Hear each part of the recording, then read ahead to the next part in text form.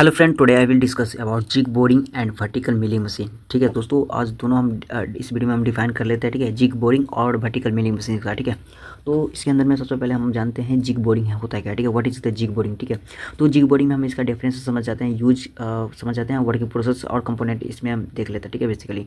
ठीक है, और पहले हम बात कर लेते हैं इसका डेफिनेशन का। ठीक है, तो जिग बोरिंग का हम डेफिनेशन देखते हैं। तो जिग बोरिंग का जो यूज होता है मशीन्स और फिक्चर्स के लिए हम बेसिकली इसके अंदर में यूज करते हैं। ठीक है, मशीन और फिक्चर्स दोनों के लिए हम इसके अंदर में यूज करते हैं। ठीक है, दोस्तों मशीन और फिक्चर होता है क्या। ठीक है, या जिग और फिक्चर्स होता है क्या। ठीक है, तो ये दोनों समझने के लिए सबसे पहले आपको समझना पड़ेगा जिग होता है क्या। ठीक है, या फिक्चर्स होता है क्या। ठीक है, तो जिग क्या होता है कि जिग तो बेसिकली इसमें क्या होता है कि जो वर्क पीस को होल्ड करने या वर्क पीस को पकड़ने के लिए बेसिकली इसका हम यूज करते हैं। ठीक है, जो भी स्पेशल ऑपरेशंस करते हैं, ठीक है ना, यानी कोई भी मटेरियल्स को जहाँ पे कटिंग करना है, ठीक है, तो उसको कटिंग करने के लिए उसको तो होल्ड करना पड़ेगा, यानी उसको पकड़ के तो रखना पड़ेगा। तो उसको बेसिकली इसमें क्या होता है कि उस स्पेशल मशीन्स में इसका यूज करता है। ठीक है, बेसिकली उसको पकड़ के रखने के लिए, है ना, या उसको कह सकते हैं कि होल्ड करने के लिए बेसिकली इसका हम यूज करते हैं। ठीक है, तो उस कंडीशन में क्या करते हैं कि जिग का हम इसमें अंदर में यूज करते हैं। ठीक है, तो ओवरऑल अगर हम बात करते हैं वर्क पीस को टाइट से या उसको कह सकते हैं कि उसको लोकेट करने के लिए या उसको कह सकते हैं होल्ड करने के लिए, ठीक है, बेसिकली इसमें काम आता है। ठीक है, तो अगर हम बात हम कर लेते हैं वर्किंग प्रोसेस का इसका,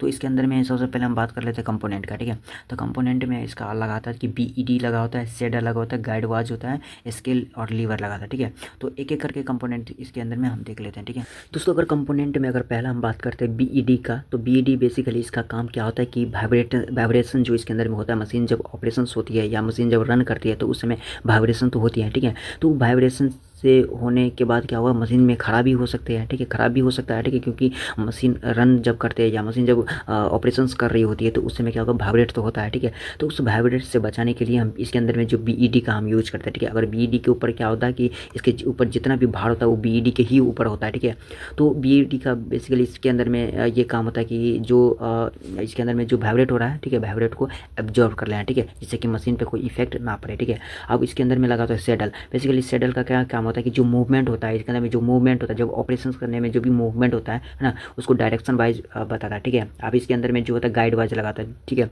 तो गाइड वाइज बेसिकली इसके अंदर में जो होता है कि जो स्पेंडल होता है ना, इसके अंदर में जो स्पेंडल लगाते हैं, स्पेंडल को अप डाउन करने में क्या करती है कि ये हेल्प करती है। ठीक है, अब इसके अंदर में जो स्केल लगे होते हैं, ठीक है, तो स्केल क्या होता है कि जितनी बार ये अप डाउन कर रही है, ठीक है, उसको मेजरमेंट कर लेता है। ठीक है, तो इसीलिए क्या करता है इसके अंदर में स्केल लगे होते हैं। ठीक है, अब हम बात कर लेते हैं जो इसके अंदर में हाउसिंग के ऊपर क्या होता है, लीवर लगे होते हैं। ठीक है, इसके अंदर में जो लीवर लगे होते हैं वो बेसिकली हाउसिंग के ऊपर लगती है होती है। ठीक है, जो कि स्पेंडल्स को क्या करते हैं, स्टॉप करने में बेसिकली बहुत ज़्यादा काम आती है। ठीक है, अब उसके बाद जो क्लॉकवाइज और एंटी क्लॉकवाइज दोनों करने के लिए इसके बेसिकली स्पेंडल का हम काम करता है। ठीक है ना, और बहुत सारे इक्विपमेंट इसके में अंदर में लगे। ठीक है, अब हम बात कर लेते हैं इसके अंदर में वर्टिकल मिलिंग मशीन्स का। ठीक है, तो वर्टिकल मिलिंग मशीन्स ये होती क्या, ठीक है, इसका भी हम डेफिनेशन समझ जाता है। ठीक है, दोस्तों वर्टिकल मिलिंग मशीन्स एक मशीन्स होता है ना, जिसके ऊपर हम क्या करते हैं कि जो मटेरियल होता है ना, वो मटेरियल्स को रिमूव करने के लिए बेसिकली हम इसका यूज करते हैं। ठीक है, जो इस तरह से आप लोग जो यहाँ पे फिगर जो दिख रहे हैं, ठीक है, अब इस तरह से यहाँ पे जो दिख रहा है किस तरह से वर्क पीस लगा हुआ है। ठीक है, और वर्क पीस के ऊपर में जो लगा होता है स्पेंडल लगा हुआ है। ठीक है, अब स्पेंडल क्या करती है, अब यहाँ पे ऊपर में दिख रहा है स्पेंडल। ठीक है,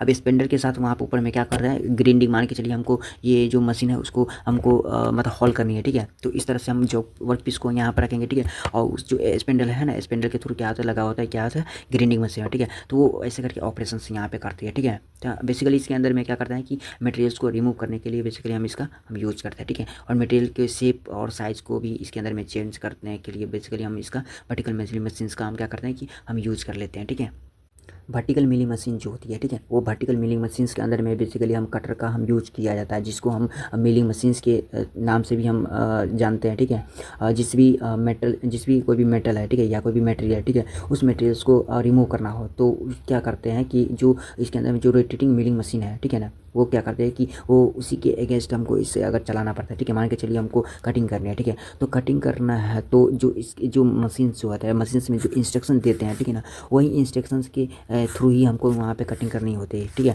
अगर वो मशीन्स के थ्रू अगर हम कटिंग नहीं करते, ठीक है, अपना मन से वहाँ पे कटिंग कर रहा है विदाउट इंस्ट्रक्शन दिए हुए, तो वहाँ पे क्या उस समय क्या होगा कि मशीन्स या जो भी जॉब है, ठीक है, जो भी कोई भी वर्क पीस है ना, वर्क पीस क्या होगा कि ख़राब हो सकता है। ठीक है, तो इसका डर हो सकता है। ठीक है, तो कहने का ओवरऑल ये मतलब होता है कि जो रोटेटिंग मिलिंग मशीन है, ठीक है, उसके अगेंस्ट हमको वर्क पीस को नहीं चलाएंगे। ठीक है, अगर दोस्तों इसका कंस्ट्रक्शंस के बारे में बात करते हैं तो इसका जो कंस्ट्रक्शन जो होता है बेसिकली ये क्या होता है कि कास्ट आयरन्स की पूरी बनाया होता है, यानी कह सकते हैं कि इसका जो बॉडी होती है ना, जो स्पेंडल हो गया, ठीक है ना, या इसके अंदर में जो भी फिक्चर हो गया, ठीक है, तो ये सब बेसिकली क्या होता है कास्ट आयरन्स की बनी होती है, ठीक है। इसकी एफिशिएंसी भी क्या होता है बहुत ज़्यादा ही लो होती है, ठीक है।